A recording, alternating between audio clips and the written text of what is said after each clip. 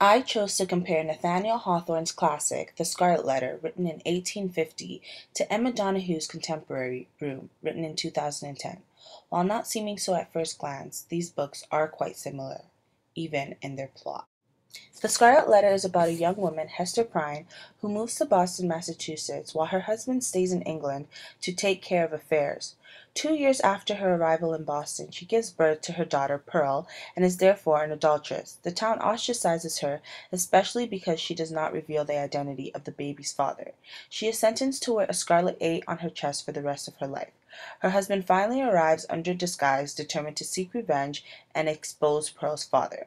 Hester is consistently chastised as a sinner, while the whole time the baby's father is a priest who deals with his guilt by self-mutilation. To 5-year-old Jack, Room is home and the entire world. It is where he was born and where he grew up. At night, his ma shuts him safely in the wardrobe where he is meant to be asleep when Old Nick visits. We find out that Room is actually considered the prison where Old Nick has held Ma captive for 7 years. Through determination, ingenuity, and fierce motherly love, Ma has created a life for her and Jack, but she knows that this is not enough for her or Jack. She devises a bold escape plan that succeeds, but now her and Jack must adapt to the real world. Now, you're probably thinking, what similarities could there be between an old book about a woman who commits adultery and is outcast to a lonely and hard life, to a modern book about a woman who gets kidnapped and raped regularly until she escaped? Well, let's see. Throughout both novels, we can see some similarities and differences between certain characters and the roles they play. Hester is the protagonist in The Scarlet Letter and can be compared to Ma, whose actual name is Sharon in Room. Reverend Arthur Dimmesdale can be compared to Old Nick, as Pearl is very relatable to Jack. When Hester Prynne had an affair with the Reverend, she got pregnant and gave birth to a daughter and named her Pearl. However, when Ma was kidnapped at the age of 19, she was raped regularly and got pregnant twice. Her first child was a stillborn, but 2 years later she gave birth to Jack. Both of these women are very young and otherwise wouldn't have been ready for motherhood if not due to their current circumstances. For Ma, she has seen Jack as nothing but a blessing. Although no woman would want to have a child with their rapist, as some see that child as a constant reminder of the traumatic experience, but Ma never doubts her love for Jack, whereas Hester sees Pearl as a blessing and a curse.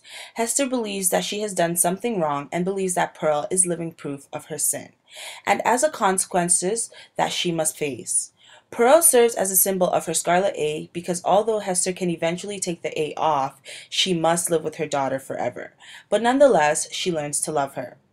Both women have children who serve as a constant reminder of their struggle. If we compare their situations, we can see how both handle it differently. Hester spends all her time trying to protect Pearl's father by not revealing his identity, while Ma has strong detest for Jack's father, which is reasonable considering he's holding her captive and rapes her daily. She expresses her hate, though not directly towards him, by constantly wishing him dead.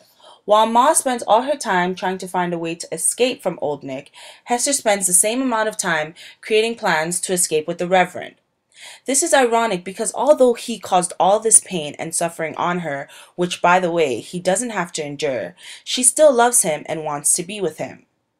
They both are prisoners as Hester was outcast from her society and forced to spend most of her time in a cottage on the outskirts of town, and Ma was literally imprisoned by Old Nick. Both of these women are seen to be strong, yet suicidal. During a conversation with her ex-husband, who was disguised as a doctor, Hester admits that she wants to be dead. Hester says, "I have thought of death, wished for it, prayed for it." However, she doesn't actually go through with it because she always has that hope that things will get better. This is the same for Ma, as she was locked in a room for so many years and had several chances to kill herself and constantly thought of doing so, but never actually did, because she always had the hope that one day her and Jack could escape. However, after their escape, Ma does attempt to commit suicide because of her emotional trauma, but immediately the doctors are able to revive her. She apologizes to Jack because she feels guilty for trying to leave him. They each have deeply rooted religious backgrounds. Hester was a Puritan, and when outcast, she strays away and abandons her religion because she believes that it is very hypocritical. whereas Ma turns to her Catholic religion in times of need because besides Jack, that's all she has. Near the end of each novel, both women become beacons of hope for their society. Everyone viewed how strong and determined Hester was, so the people in her society changed the meaning of her A for adultery to A for able, because despite all her struggles, she was able to overcome them. Ma was a symbol of hope not only to her community but for women all around the world, as she was featured in interviews and newscasts and more. She helped raise awareness of situations like hers or worse and gave courage to other rape victims to speak up. Even though these books were written over 100 years apart and the main characters have similar problems, they overcome them in very different ways. Reverend Arthur Dimmesdale is a priest and Hester's adulterer. It is a sin already to take advantage of a married woman, but his status in society makes it that much worse. Old Nix commits a crime far worse than any other by literally stealing Ma and raping her. Although Hester consented to her relationship with the Reverend, both men ultimately stole the voices of these women. The Reverend swore Hester to secrecy, and now she is forever burdened with his secret. Old Nick clearly doesn't care for Ma and never asks her how she feels or what she wants. He forces her to do everything that he wants his way. Nobody in the communities ever suspected the Reverend or Old Nick. For Hester, it would have been her word against his. They would most likely have taken his word because he is a man of high status in the community, whereas Hester is just a girl who cheated on her husband. Ma was always afraid of Old Nick because he was much bigger than her. When explaining her story to Jack, Ma says, "The first time he opened the door, I screamed for help, and he knocked me down. I never tried that again." She was afraid of the physical harm that this man could cause her. Both of these men are bad fathers because they are absent in their children's lives. The Reverend has never offered to assist Hester in taking care of Pearl, nor does he treat Pearl like his own. In private, he kisses Pearl, but won't do so in public because he's afraid of his secret getting out. But he hardly ever gets to see Pearl in private. He tells Hester that he doesn't want to get to know Pearl. He says, "I have long shrunk from children because they often show a distrust, a backwardness to be familiar with me. I have even been afraid of little Pearl." He thinks that children don't like him, so in turn he's afraid of his own child and refuses to build a bond with her. Old Nick is Jack's father, but definitely doesn't act like it. He never sees Jack when he comes at night, and Jack is only aware of his presence because of the noises that he makes while he's raping Jack's mother. Jack frequently says, "Old Nick creaks bed," to indicate Old Nick's arrival. His mother does a good job of hiding him from Old Nick by making Jack sleep in the wardrobe, and Old Nick never requests to see him. Old Nick is supposed to take care of Jack and his mother, but he buys them clothes that don't fit with all sorts of holes in them and shuts off their power for several days just to punish them. He really doesn't care for his son if he survives or not. In the end, Old Nick is now the one who is imprisoned as he's placed in jail and the tables have turned. Reverend Dimmesdale suffers from his guilt, which has led him to an early grave. Pearl and Jack are seen as illegitimate children because they were conceived outside of marriage and neither of their fathers claimed them. Ironically, in both novels, they never mention the children bearing any resemblance to their fathers. They are described as looking exactly like their mothers. In Rue, Ma refers to Jack as her dead spit. Ma says, "It just means you look like me, I guess because you're made of me, like my spit is." Since their mothers have no one else, Pearl and Jack serve as their only companions to Hester and Ma. However, since Pearl never knew her mother in her days before the Scarlet Letter, she does not recognize her without it. Hester once took it off and Pearl refused to go to her because she wasn't so sure that was indeed her mother. After Hester puts it back on, she says to Pearl, "Dost thou know thy mother now, child? Wilt thou come across thy brook and own thy mother, now that she has her shame upon her, now that she is sad?" In response, Pearl said, "Yes, now I will, now thou art my mother indeed."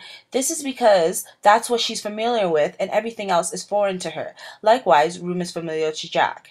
His mother never wants to return, but Jack sees it as home. The thing that these children cherish the most, because it's all they know, are the things that are causing their mothers the most pain. These children have no place in society. In the Scarlet Letter it states, "Pearl was born an outcast of an infantile world, an imp of evil, emblem and a product of sin. She had no right among Christian infants." Jack also never felt comfortable around other children once he escaped from Room. He always went to the park in the early morning so that he would avoid interaction with any other children. Now that I've discussed the parallels between the main characters, I will go into detail of the themes that connect these two novels. The foundation of both books are based on sexual acts which are caused by selfishness and create the ultimate struggle for our main characters. Hester and the Reverend were both being selfish when they decided to have a sexual relationship. They were both aware of Hester's marriage and the sin they were committing. They may have been aware of the consequences of their actions, but didn't care at the time. The Reverend knew he was being a hypocrite by practicing the exact opposite of what he preached. In Room, Old Nick was the selfish one committing all the unconsented sexual acts. One could say he was so desperate for sex that he had to kidnap a woman just to get some. As pathetic as it sounds, this was the reality of it. He didn't care for the well-being of the woman or the family that she was leaving behind, but only that his needs and sexual desires were met. If it wasn't for the selfishness of these characters that led to the initial sexual relationship between Hester and the Reverend and the ongoing sexual assault by Old Nick, there wouldn't have been a basis for these novels. Hester always felt confined in her marriage because she did not truly love the man that she was married to. When her husband hears that she had had an affair, she says to her husband, "Thou knowest that I was frank with thee. I felt no love for or feigned any." She never loved or pretended to love him. Thus, she was trapped, and her solo trip to Boston may have given her some freedom. Upon her arrival in Boston, she had no companions except the Reverend. It was the loneliness that she had experienced her entire life that leads to her to start an affair with the Reverend. Hester is isolated physically since she is forced to live on the edge of town away from everyone else. Morally and socially, since she committed adultery and cannot turn to the church, she is considered an outcast, an outsider, or an alien in her society. She never feels like she belongs because of the way she is shunned by her Puritan society for 7 years. At the beginning of the novel, when Esther is being sentenced to wear the scarlet letter, which is the symbol of her isolation, it states, "Measured by the prisoner's experience, however, it might reckoned a journey of some length, for, haughty as her demeanor was, she perchance underwent an agony from every footstep of those that thronged to see her, as if her heart had been flung in the street for all to sprung and trample upon." The entire town has turned out to see Hester paraded through the streets like a criminal. Although she is surrounded by people, she's totally alone.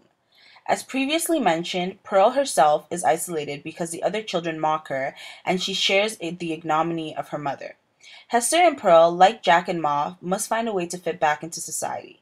The results of her isolation include a stronger bond with Pearl and a stronger self-esteem. She holds her head up high and does not cower. She does not hide behind her scarlet A. Because of this, members of her community come to admire her strength and her heart. On the flip side, Ma is isolated because she is literally taken away from the world and forced to live in a soundproof 11 by 11-foot room for 7 years. Her captor, Old Nick, does not allow her to ever leave or maintain any communication with the outside world. Imagine yourself alone in a cramped room for even 2 months. You would probably go crazy. Not to mention the 7 years she spent trying to make the best for her son. Although he spent all 5 years of existence in that room alone with Ma, Jack, however, doesn't feel isolated until he is forced into the real world. Jack cannot belong because he is different from the other kids, and he doesn't quite understand how things work yet. While we get to see Ma in Jack's escape room, Ma finds herself less free than she'd hoped because she's constantly being pursued by paparazzi, and Jack finds himself more free than he'd ever wanted. Once they freed themselves from room, they are kept in isolation for therapeutic reasons at the clinic. This is where they teach Jack and his mom how to flow into society. It's a slow process, but Jack is learning how to adapt to society and play with other children. Ma asks the clinic staff to help find a home for her and Jack. Like Hester and Pearl, they are placed at the edge of the city, away from all their family. She could have continued living with her mom, but she chose not to because although it seems like she was isolating herself, this is where Ma finds her freedom. After 7 years of confinement, you would think that she would want to spend more time interacting with people, but she doesn't. People don't always want to be with people. It gets tiring. Jack is beginning to understand the balance between spending time with others versus spending time alone. These two novels, written in different time eras, show how much didn't change. In the past, it was a struggle to fit into society, and it still is that, like Ma and Esther, in the midst of others, they can still feel isolated. 7 also seems to be a magic number between the two books, because both Ma and Esther were secluded for 7 years each, which is how long it takes Ma to escape from Old Nick's captivity, and Esther to rise above the separation from her society. Ma and Hester had to remain strong in order to overcome the challenges they were facing. It is evident that neither Ma or Hester maintain a physical strength, but rather possess an emotional strength. Despite her lonely existence, Hester somehow finds inner strength to defy both the townspeople and the local government. She must remain strong not only for herself but her daughter Pearl, similar to how Ma manages to remain strong for Jack so that they can eventually escape. Had they been weak, they would have long ago committed suicide, as they wished to, but they realized that they both had something to live for. Hester never once lost hope that she would be forgiven for her sin and once again become part of the society, as Ma never lost hope that her and Jack would either be rescued or would escape. Hester not only struggled with trying to keep Pearl safe, but also the secret the Reverend had entrusted her with. She is in constant conflict with herself to expose him or protect him. She chooses the latter by allowing him to expose himself. Ma's inner struggle is dealing with the trauma of being raped, but she perseveres through, and the hate that she's built up for Old Nick has given her the strength to testify against him. In the clinic, they show her a photo of Old Nick and ask if it triggers any symptoms, and she replies by saying, "After 7 years of the real deal, you think I'm going to crumble at a photo?" This just goes to show how strong she's become over the years. The trials and tribulations that Hester and Ma face, though difficult to endure, is what allows them to grow mentally and emotionally, leading to their ultimate victory. In The Scarlet Letter, deceit plays a huge role as it does in Room. Both Hester and Ma find themselves lying to their children to protect them from the ugly truth. Hester never does tell Pearl the truth, but as Pearl grows older, she discovers it herself. Ma, however, confesses everything to Jack, while he is still at the young age of 5. She can no longer hide their true situation from him because he is beginning to ask too many questions and she does not have all the answers. Jack is very upset when he discovers that his mother lied to him and that he's been deceived about the world the whole time. Reverend Dimmesdale is also a very big liar. He deceives the whole community and the church congregation by constantly condemning Hester for her crime but failing to mention that he was her accomplice. It is often heard that the truth will set you free, and in this case it is very true. The truth is what set Ma and Jack free, because without having first explained the reality to Jack, he would have never understood and he couldn't possibly help Ma escape. The truth also sets Reverend Dimmesdale free as a help to him, as he had a heavy heart and weighed him down over the entire course of the novel. But once he confesses his own sins, he is able to die a peaceful death alongside Hester. She no longer has to keep his secret and is relieved that they can finally share the same fate. These incredible books tell the stories of two young, strong women that must overcome their struggles. They must subdue their feelings of despair and loneliness that go along with being secluded. Even though they go through the similar problems, their reactions are very different. They handle their situations differently and each achieve what they've been striving for the entire novel, which is freedom. Although there is a great difference between the time periods and the role of women has changed in society, we see that women are still seen as inferior and not much has changed. Thanks for watching and listening.